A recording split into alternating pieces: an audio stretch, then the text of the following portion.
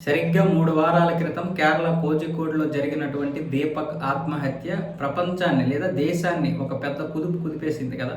షిమ్జిత ఖాను, షిమ్జిత బేగం ఈవిడ తన యొక్క సోషల్ మీడియా అకౌంట్‌లోనేమొచ్చేసి వీడియోలు తీసి పెడతా ఉంటది.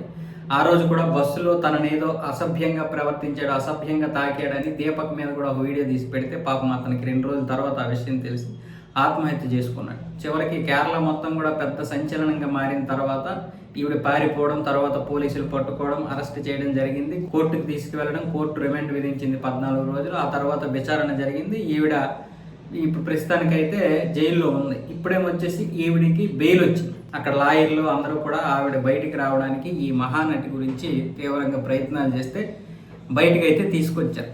ఇంకా నేరం గురించి ఆరోపణలు జరుగుతున్నాయి, అలాగే విచారణ జరుగుతోంది.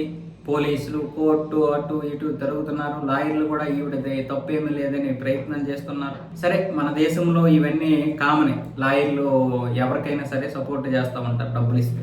కానీ ఇప్పుడు దీపక్ పరిస్థితి ఏంటి? దీపక్ కుటుంబం పరిస్థితి ఏంటి? చాలా దారుణమైనటువంటి పరిస్థితుల్లో ఉంది. కొడుకును పోగొట్టుకున్న తల్లి, తండ్రి, భార్య, బిడ్డ ఇలాంటి వెధవలు ఉండడం వల్ల ఈరోజు మన దేశంలో జరుగుతున్నటువంటి అన్యాయాలకి అంతమే లేకుండా పోయింది. మళ్ళీ ఇలాంటి వారికి బెయిల్ రావడం,